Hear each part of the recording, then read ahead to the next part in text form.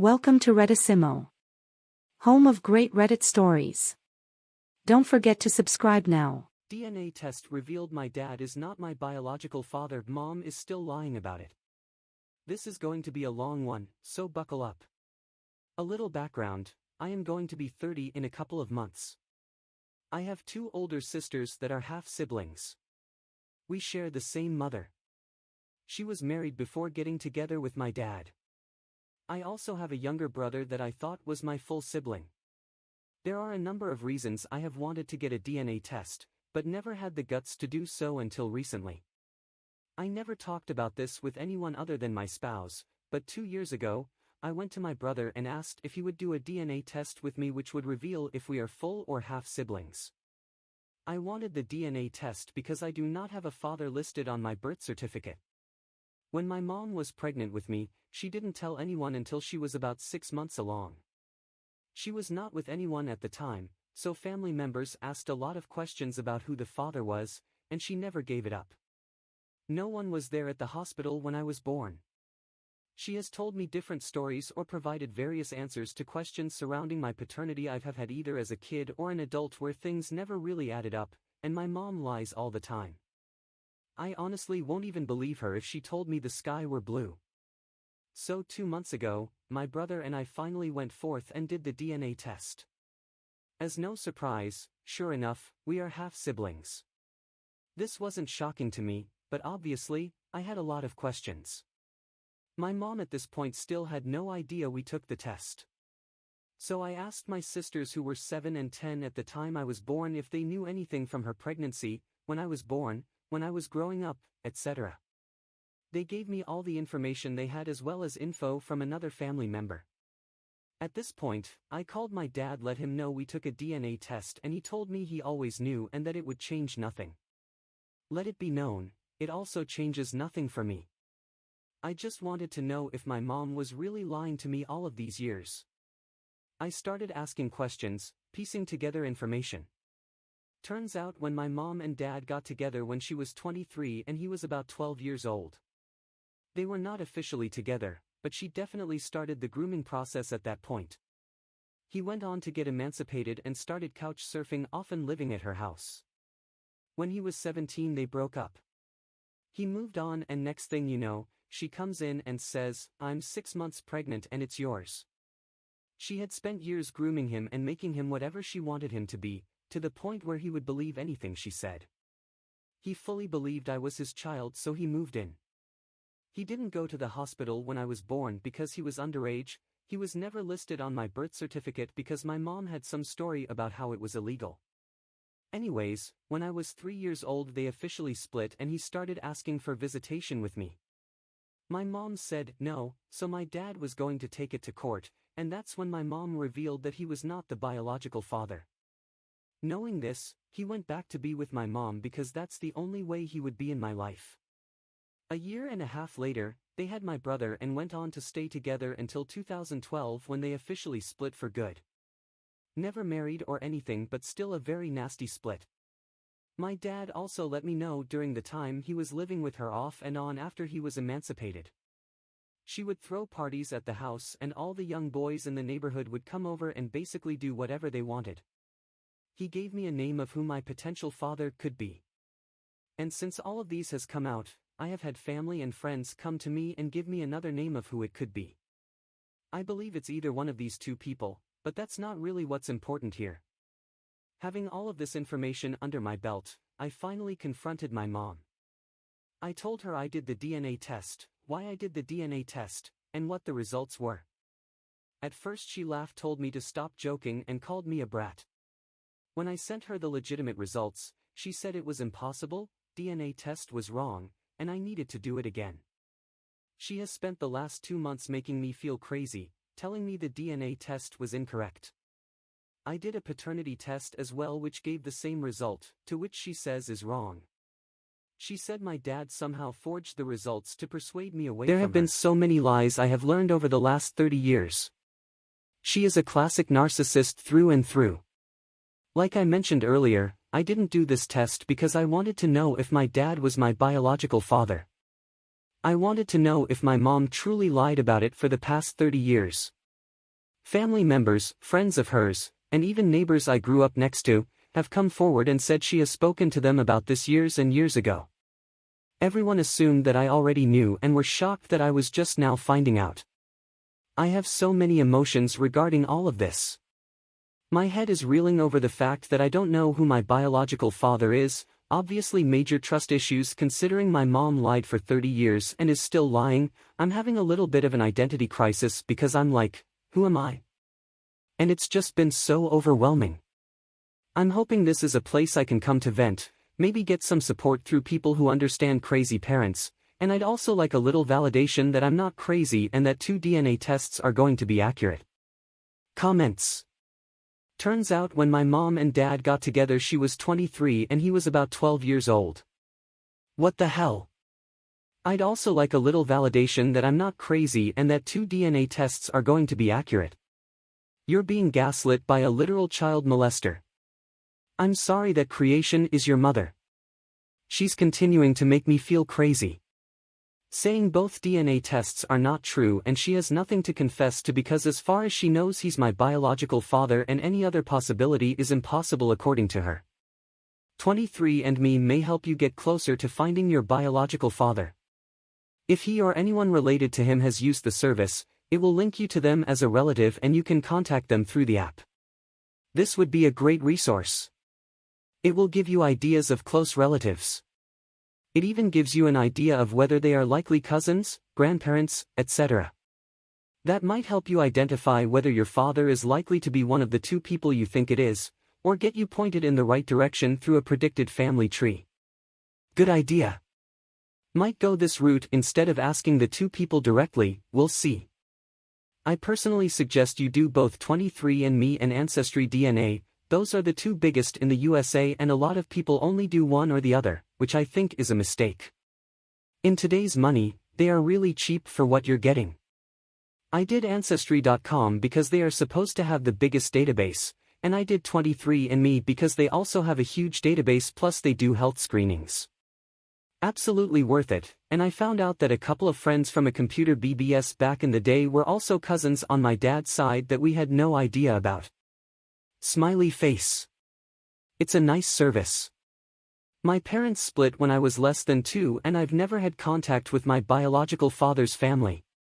But a few months after I did the 23andMe thing, I received a message from an uncle letting me know about a couple of potential hereditary family conditions I should get tested for. I used 23andMe to get some idea of who I was too. My mom is adopted and we look nothing like the rest of my mom's family, so that wasn't a secret, but my dad dipped out when I was a kid and didn't know much about him or his family either. Found a bunch of cousins I never knew about on both sides while browsing my DNA matches. I found a first cousin and her son that I never knew about. Whoa! That's a crazy story. I'm so glad things like 23andMe exist. I used a specific sibling DNA test kit, but going to look into something like 23andMe for sure. Even to have for future reference. It's also worth considering just for the genetic testing part. My mom had breast cancer and the BRCA gene, so I wanted to know if I have it too since I've got 2 young daughters. I don't, thankfully, and finding out more about where I'm from, England, Ireland, Germany, and Finland, was cool because growing up people always assumed I was something else: dark brown curly hair, dark brown eyes and olive complexion. Finding family on top of that was well worth the $100, but if you wait a few weeks they usually have a Mother's Day sale and you can order a kit for half price. Some people don't secrete DNA in their saliva though. One relative of mine tried 3 times and sent the kits back in and it kept saying, inconclusive, and they finally sent a message, "We have processed your samples correctly and do not detect any DNA. We cannot do it again, here's your refund." I didn't even know that was possible. I looked it up and it's around 20% of people who don't secrete DNA. It is because 20% of the population are non-secretors. They don't express certain antigens on the red blood cells. This causes a lack of DNA from being able to be detected in saliva. Also can't detect DNA in other bodily fluids like pleural or spinal fluid. New Reddit story. Don't forget to smash the subscribe button now. My parents, mostly father, act like I owe them everything. First off, I'll start by saying, I am 16 turning 17, my parents have always treated me like dirt. My mother was the least of it. My dad has physically and mentally abused me. I've always been the least liked child but was praised when I was younger because I was classified a smart kid. My mother just mentally abuses me and makes my trauma, sexual abuse, seem less than hers because I don't remember my first assailant. She has her trauma, I understand, but she tells anyone she can about everyone else's trauma or will talk down about it. I also figured out how to provide myself with basic necessities. I have since I was 10. I recently just got a new, more stable job. I make 15 per hour, so it's perfect for me seeing as I don't have my own place yet. I have decided that since my paychecks are so much, I would put half in savings and leave me half to spend on my necessities and wants. My mother doesn't really like asking me for money but over-exaggerates how much she needs or when she needs it. An example is she will complain about being out of gas when she has half a tank. My dad, however, is a big reason we are dirt poor because he needs his weed, cigarettes, has to eat out every day, etc. He won't stop asking me for money. I need cigarettes, I need to eat, I need popular soda. I had over $300 in savings and now only have $109. It's been a week, I've given $50 for gas to my mom, which I'm not really complaining about. I'm learning to drive but can't legally yet. So she does drive me to and from work, the rest has gone to my father. Anytime I tell him no, he yells at me and belittles me. He also says, "You owe me for raising you and buying you all of your needs." He already emptied my college fund my dead grandma had saved for me. He stole $100 from my piggy bank when I was a baby for weed. Like I said before, I've been figuring out how to supply myself with my basic needs, other than some food, since I was 10. I've even had to spend my money on my sisters, which has made them spoilt and entitled as well. They went to Vegas at the beginning of the year and emptied my savings then because they needed gambling money. They have always treated me like shit and now expect me to buy everything for them. They also told me if I don't do 2 chores, I'll have to pay almost $400 in rent, and anytime I don't do a chore, it's an extra $50 fee. I got upset and told them there's no way I'm gonna pay a $50 fee for not doing a chore. A $5 fee is reasonable but definitely not $50. I also told them I'm not paying $400 in rent because, 1, I'm never there. 2, I buy all my necessities anyway. 3, $400 is over a fifth PF the rent, and their excuse for that is because they buy me shit all the time. I don't ask for things because I know it'll always be a no, or you're so spoilt. My father has also said if I dare to go no contact after I leave the house, he will find me and break into my house to see his grandbabies. Also, whatever I spend my money on, they yell at me as though they bought it. I bought my first Squishmallow, my sisters both have at least 2, and they yelled at me about how stupid of a purchase it was and that they would just burn it. I've successfully hid the Squishmallow from them, thankfully. I just am so done with it here. I understand this isn't entitled parents to the extent of others, but I'm just fed up with it. I'm done with my dad immediately thinking all my money is his. I just needed a way to vent and get opinions, being that I am not allowed to have friends. Thank you for reading, have a lovely day/night. Comments. CPS and the police. Call them. Have their asses arrested and charged with child abuse. I would love to, but whenever CPS does come out, they conveniently can't find anything that would cause them to be charged with anything. CPS has been a part of my childhood 2 to 3 times a year. It sucked, and honestly, I have less than 2 years left anyway. They treat my sisters just fine. I don't want to ruin my sisters' lives. Download one of those apps that records 24/7. But only if where you live is a one-party state. If it's a 2-party, then we aren't allowed to record people unless a crime is being committed. Last time I checked, child abuse is a crime. So it's allowed regardless if it's a 1- or 2-party state. If it's a one-party state, there's no need to let them know you're recording. Two-party state means you have to let them know you're recording, unless a crime is being committed.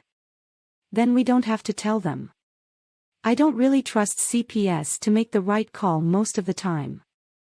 The pay is poor, so there's a lack of experienced employees, so they don't always make the right call. You are a minor. Not sure about charging you rent because laws vary from state to state and country to country. However, he can't say you owe him for doing the minimum of parenting like providing food, clothing, and shelter. Contact CPS or a trusted adult at school and report them. This definitely falls within the criteria of child abuse. I'm homeschooled and my only person outside of my family I have is my BF and we're going through a rough patch. He's tried to get police and CPS involved but it didn't work. They treat my sisters just fine, so when I was younger, it could just be played off as, she has a crazy imagination, or, she's doing it for attention. CPS was a huge part of my childhood. They came out 2 to 3 times a year and eventually stopped. I have less than 2 years left before I'm 18 and I can just leave and be done with them. If you have a phone, then record them when they act this way. Either audio or video will work because it will be proof of their actions. It will show everyone that they have manipulated you and you don't have a crazy imagination and you're not doing it for attention. Even if it is a teddy bear cam. Anything to get proof. I know you can probably stick it out for another 2 years, but what about your sisters, assuming they are younger than you? There is a real possibility that once you leave, they will start this behavior with your sisters. How would they handle being treated the way you currently are? And don't worry about what he said about going no contact after you turn 18, there are safeguards that you can use to protect yourself. Thank you for the reassurance. My sisters are spoiled by my dad because the middle sister looks like his mom and the youngest looks the most like him. They've gone too far, they treat my mother like shit, which makes my dad proud. He always hated me because I look like my mom. He has built up anger against her that he's taken out on me. He wouldn't dare lay a finger on them. They have too much over him. I highly doubt they would be affected negatively after I leave. Their reasoning for not punishing them is because they're tired of parenting. Thanks for watching. Don't forget to subscribe if you haven't done so. This will help us grow. Thank you once again. You guys rock.